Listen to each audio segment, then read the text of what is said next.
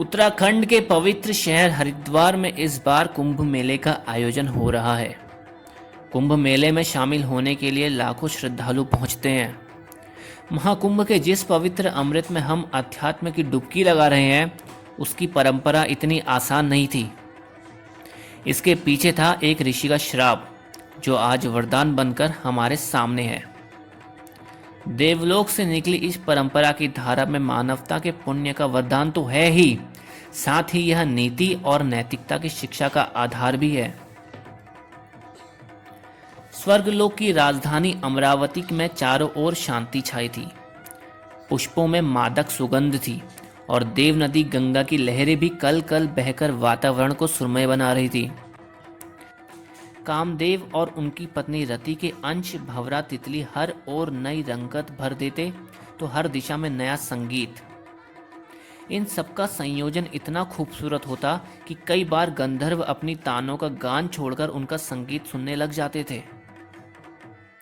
देवताओं के तो पैर ही जमीन पर नहीं पड़ते थे और उनके अधिपति इंद्र तो राग रंग में ऐसे डूबे थे कि अब उन्हें ज्ञात ही नहीं था कि संसार के प्रति भी उनका कुछ दायित्व है। राग भैरव सुनकर उनकी पलकें खुलती थी।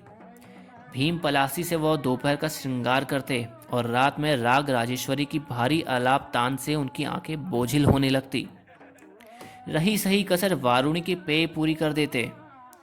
एक बारगी तो यह सब सुख चिन्ह के थे, लेकिन असल में यह आने वाली विपत्ति का शोर था। इन सब के पीछे कारण था देव दानवों का वह युद्ध, जिसमें देवराज इंद्र ने विजय पाई थी। हालांकि उन्हें विजय त्रिदेवों ब्रह्मा विष्णु महेश के कारण मिली थी, लेकिन विजय का अभिमान ऐसा हो गया कि वह अब सोच बैठे थे कि अब कोई आक्रमण होगा ही नहीं। देवगुरु बृहस्पति की चिंता भी यही थी। वह भविष्य की आशंका से कम चिंतित थे, लेकिन वर्तमान में संकट यह था कि राग रंग में डूबे देवराज ने कई पक्षों से ग्रह मंडल की बैठक ही नहीं की थी। सप्त ऋषियों ने इसके लिए चिंता जताई थी, लेकिन अभी हुए युद्ध के कारण वह भी इस शांति को भंग नहीं होने देना चाहते थे। लेकिन कई पक्ष बीत जाने के बाद अब उन्हें चिंता होने लगी थी। ग्रह मंडल की बैठक नहीं हुई तो नक्षत्रों का सारा विधान रुक सकता था और उनका संतुलन बिगड़ सकता था।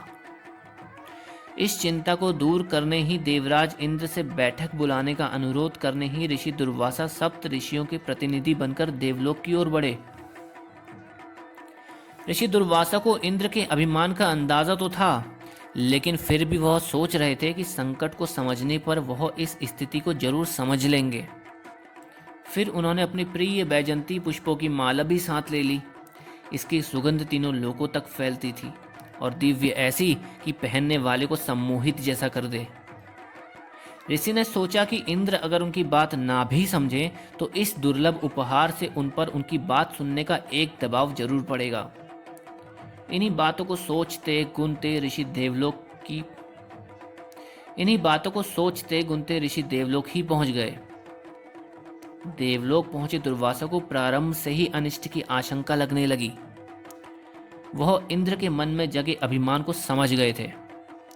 द्वारपाल के सूचना दिए जाने के बाद भी वह अभी तक उन्हें स्वागत सहित सभा में ले जाने नहीं पहुंचे थे। खैर, ऋषि ने इस बात को तुच्छ मानकर विचारों से झटक दिया। सभा मंडल में पहुंचे तो वहां चारों ओर सिर्फ मदिरा के कारण भ्रम का ही वातावरण बना हुआ था। देवराज ने दुर्वासा ऋषि को औपचारिकता वश प्रणाम ही किया। फिर भी ऋषि ने आशीष में हाथ उठाया और अपनी लाई पुष्पमाला उतारकर उन्हें भेंट स्वरूप दे दी। इंद्र मुस्कुराए और उन्होंने कहा, क्या ऋषिवर, आपको यहाँ सुगंध की कुछ कमी लगी? ऐसा कहकर इंद्र ने अभिमानवश उस पुष्पमाला को ऐरावत के गले में डाल दिया और ऐरावत ने उसे गले से उतारकर अपने पैरों तले रौंद डाला। अपनी भेंट का अपमान देखकर महर्षि दुर्वासा को बहुत क्रोध आया। उन्होंने इंद्र को लक्ष्मीहीन होने का श्राप दे दिया। महर्षि दुर्वासा के श्राप के प्रभाव से लक्ष्मीहीन इंद्र दैत्यों के राजा बलि से युद्ध में हार गए। इसके साथ ही संसार से भी लक्ष्मी समेत सारे वैभव और औषधि लुप्त हो गई। राजा बलि ने तीनों लोकों पर अपना अधिकार कर लिया।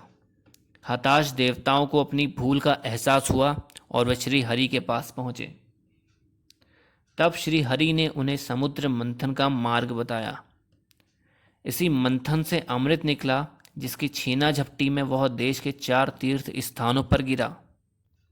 हरिद्वार इनमें से एक है जहां यह महाकुंभ आयोजित होता है।